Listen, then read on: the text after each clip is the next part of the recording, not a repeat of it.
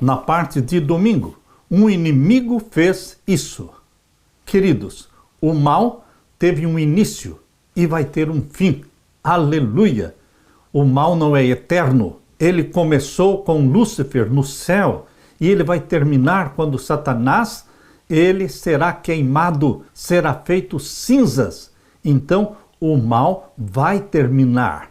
Não podemos nem em pensamento tentar culpar Deus pela existência do mal, porque a Bíblia é clara ao afirmar, Jesus afirmou, foi um inimigo que fez isso. O joio, ele é de responsabilidade de Satanás. Abra sua Bíblia e vamos ler agora Mateus 13.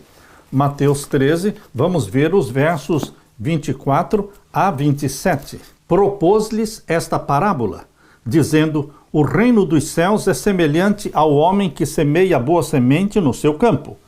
Mas dormindo os homens, veio o seu inimigo e semeou joio no meio do trigo, e retirou-se. E quando a erva cresceu e frutificou, apareceu também o joio. E os servos do pai de família, indo ter com ele, disseram-lhe, Senhor, não semeaste tu no teu campo boa semente? Por que tem então joio? Devemos agradecer a Deus por esta parábola contada por Jesus Cristo. Como essa parábola nos ajuda a compreender o mal que existe em nosso mundo? Jesus disse, foi um inimigo que fez isso. Jesus colocou a culpa em Satanás. Jesus contou a história de um proprietário de terras que semeou apenas boas sementes no seu campo. Contudo, o joio acabou brotando no meio do trigo. Quando viram isso, os servos do proprietário lhe perguntaram, patrão, o senhor não semeou boa semente no seu campo? De onde então veio o joio? Mateus 13, 27. Essa pergunta é parecida com a que muitos têm feito hoje em dia sobre o problema do mal. Se tudo o que Deus criou era bom, por que existe o mal? Você já não fez esta pergunta? Eu já ouvi várias pessoas perguntando se Deus é bom, se Deus é amor, por que existe tanto sofrimento, tanta desgraça no mundo? Essa é a prova de que existe o bem e o mal. Nós lemos também no capítulo 13 de Mateus, agora os versos 28 a 30. E ele lhes disse, um inimigo é quem fez isso. E os servos lhe disseram, queres, pois, que vamos arrancá-lo? Porém, ele lhes disse, não, para que ao colher o joio não arranqueis também o trigo com ele. Deixai crescer ambos juntos até a ceifa, e por ocasião da ceifa direi aos ceifeiros, colhei primeiro o joio e atai-o em molhos para o queimar, mas o trigo ajuntai-o no meu celeiro. Queridos, existe o trigo plantado por Deus, a boa semente, e existe o joio. Você escolhe se você quer ser joio ou quer ser trigo. A escolha é nossa. Leia agora a explicação que Jesus deu desta parábola. Ele deu a parábola e ele mesmo a interpretou. Capítulo 13 de Mateus, agora os versos 37 a 40. E ele respondendo disse-lhes, o que semeia boa semente é o Filho do Homem. É Jesus quem semeia boa semente, a palavra de Deus. O campo é o mundo, e a boa semente são os filhos do reino, e o joio são os filhos do maligno. As palavras de Jesus estão aqui muito claras. E o verso 39, o inimigo que o semeou é o diabo, e a ceifa é o fim do mundo, e os ceifeiros são os anjos. Assim como o joio é colhido e queimado no fogo, assim será na consumação deste mundo.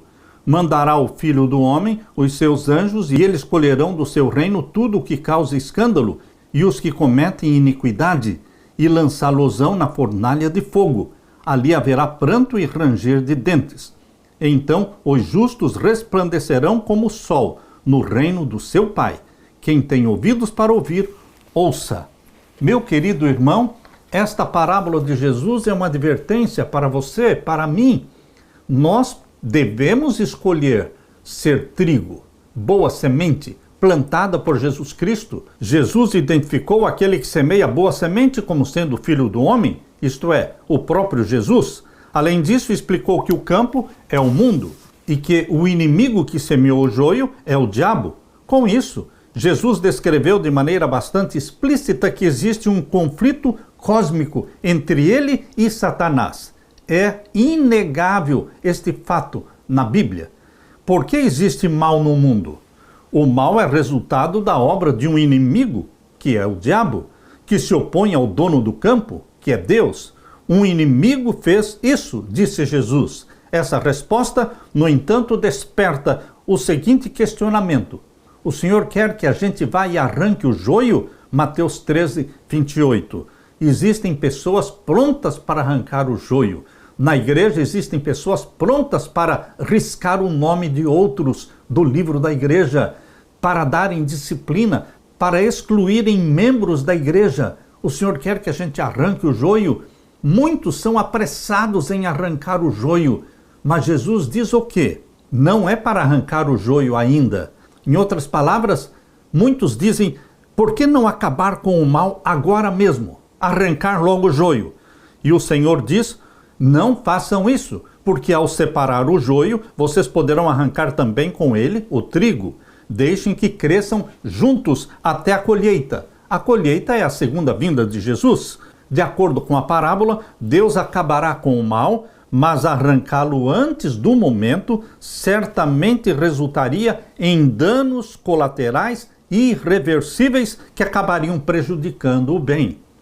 Não tenha pressa, meu querido irmão e irmã, meu querido amigo pastor, meu querido amigo ancião de igreja, não tenha pressa em arrancar o joio, porque existe joio que parece joio, mas é trigo, e existe trigo que parece trigo, mas é joio. Quem lê o coração, quem lê os pensamentos, é somente Deus. Por isso, não devemos ser apressados em eliminar pessoas da igreja, membros da igreja. É tão difícil conquistar uma alma para Cristo e facilmente as pessoas riscam esta pessoa da igreja e a excluem.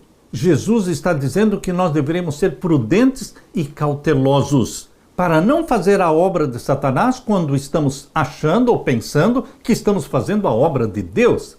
Muitas vezes queremos purificar a igreja, queremos que exista somente trigo na igreja, mas não existe uma única igreja no mundo que tenha somente trigo. Não existe esta igreja. Nem a nossa igreja, nem as igrejas protestantes em geral, nem a igreja católica, ela não é somente trigo e ela também não é somente joio. Todas as igrejas têm o trigo e o joio misturados. E nós deveremos orar uns pelos outros, para que ao ficar contemplando e buscando o joio, não nos tornemos joio também, porque o joio é pegajoso. Só ao contemplá-lo nos afeta. Deveremos nos regozijar em sermos a boa semente e fazermos a obra que Deus nos deu de pregar o Evangelho e não nos preocuparmos tanto, não ficarmos obcecados com o joio. Há pessoas obcecadas com o joio. A vida delas é criticar a igreja, é apontar para o joio, é colocar o foco no joio e elas se tornam joio também, porque o joio é pegajoso, contamina aquele que o contempla. Oremos uns pelos outros, porque todos nós podemos ser trigo ou joio, segundo a decisão que nós fizermos. Nós sabemos que Jesus Cristo, desde o início, quando ele fez o chamado para os seus discípulos, ele sabia que Judas era um joio. Ele conhecia a vida errada de Judas. Ele sabia que Judas era o traidor, mas Jesus Cristo não o excluiu. Jesus Cristo deixou que o tempo amadurecesse a semente do joio, até que chegou o momento em que todos os discípulos entenderam que Judas era joio. Queridos, Jesus Cristo tolerou Judas. Deus no céu tolerou Lúcifer por muito tempo, até que chegou o momento em que ele se rebelou e ele então foi expulso do céu. Mas este foi um processo que demorou muito tempo. Deus é misericordioso. Deus trabalha mesmo com aquelas pessoas que são joio dentro da igreja, porque Deus quer converter estas pessoas. Deus quer reconciliá-las consigo. Deus quer salvar. Satanás quer levar todos para a perdição. E a marca registrada dos filhos de Deus do trigo dentro da igreja, a marca registrada é o amor, é a bondade, a amabilidade, desejo de salvar, desejo de perdoar, desejo de reconciliar. Que o Espírito Santo seja derramado sobre você e sobre mim, meu irmão, para que sejamos trigo, boa semente plantada por Jesus Cristo, regada pela chuva do Espírito Santo e que produzamos frutos para a honra e glória de Deus. Aleluia!